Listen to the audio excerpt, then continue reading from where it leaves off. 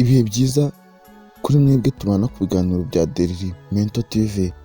Dore bimwe mu bikorwa byabaye ku itariki 9 Mata mu 1994 muri Jenoside yakorewe Abatutsi.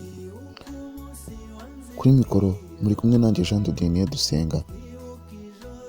Tariki ya 9 Mata mu 1994 leta y'abicanyi yakomeje umugambi wayo mubisha wo gutsemba Abatutsi hirya no hino mu gihugu.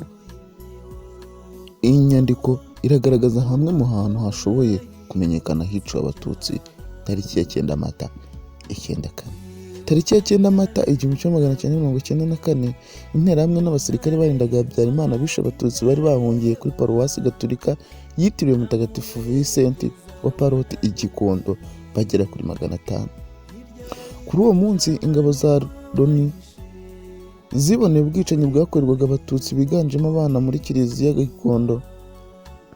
Uyu munsi kandi ni nabwo abasirikare ba leta batwitse Abatutsi bari bahungiye mu mudugudu Nyakabanda ya kabiri munsi ya hoteli Baobab.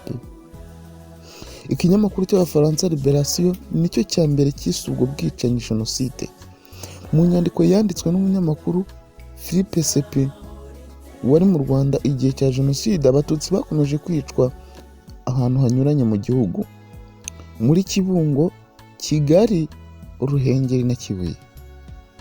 Kuri uyu munsi kandi Abatutsi bari bahungiye ku musozi ya Murama, Murundi, Mwiri, Nyamirama na Kabare mu karere ka Kayonza, kimwe n'abari bahungiye kuri paruwasi gatolika ya Kibuye mu murenge wa Jabana mu karere ka Gasabo barishwe.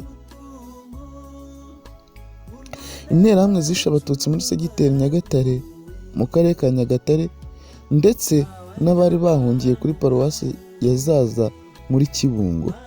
Ubwo bwicanyi bwarakomeje, ababarirwa hagati ya 500 na 800 baricwa. Guhera tariki ya 9 Mata kandi interahamwe zatangiye kwica Abatutsi bari bahungiye Kiramuruzi mu karere ka Gatsibo, hamwe n'abari bahungiye ku musozi wa Nyamagumba muri komine Mabanza muri perefegitura ya Kibuye. Mu minsi yakurikiyeho hishwe abarenga 12,000.